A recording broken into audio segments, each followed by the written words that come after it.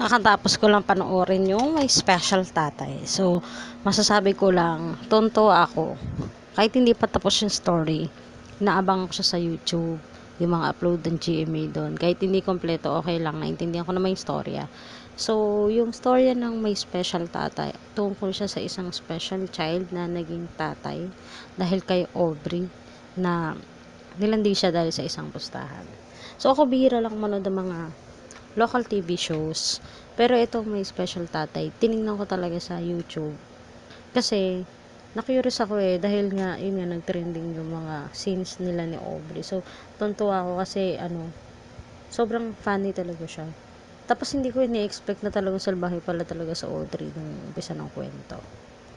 So, masasabi ko lang sa may special tatay, nakakatuwa kasi nagkaroon ng palabas yung GMA na tungkol naman sa special child yung bida. So, meron din kasi yung kapatid na special child siya. So, mas naintindihan ko pa siya. Pakiramdam ko mas naintindihan ko pa siya ngayon dahil dito sa palabas na to. Siguro lang hindi ko lang masyadong gusto dito sa my special tatay is yung kay Isay.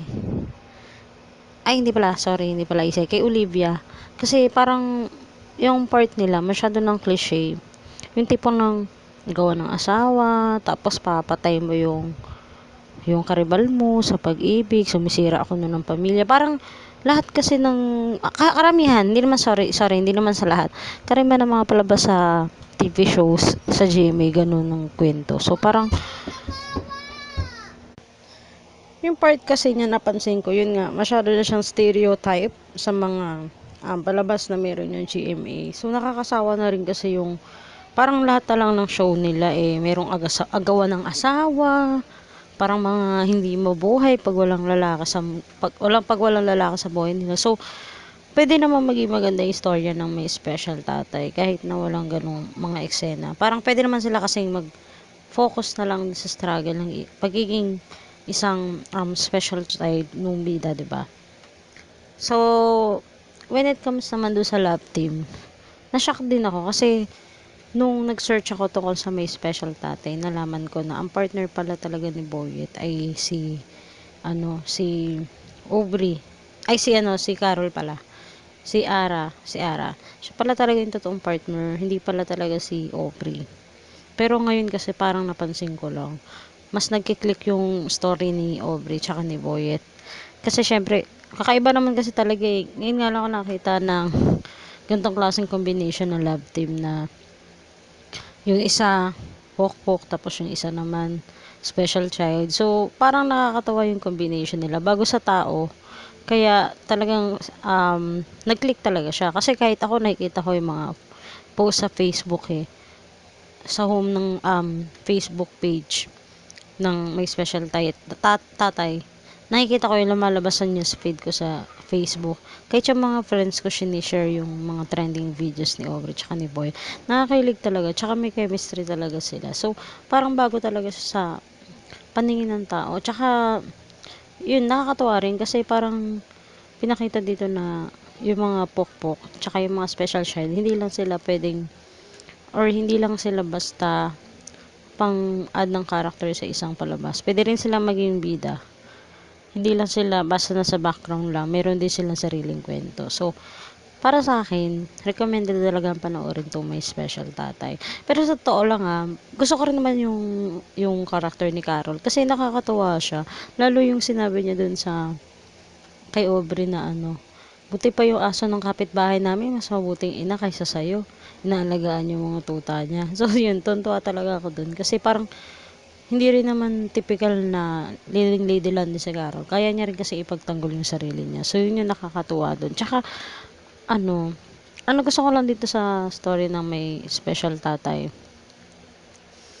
Pinakikita rin yung culture ng mga Pilipino na yung mga magkakapit-bahay, nagtutulungan kapag mayroong problema, nandyan yung mga chismisan, parinigan, sabunutan. So, buhay na buhay talaga yung kultura ng mga Pilipino dito sa palabas na to. So, ito yung isa sa mga ginawa ng GM siguro na nasabi ko maganda talaga. Kasi lalo ako katulad ko, hindi naman ako mahilig manood ng mga local TV show. Pero, nakuha yung attention ko.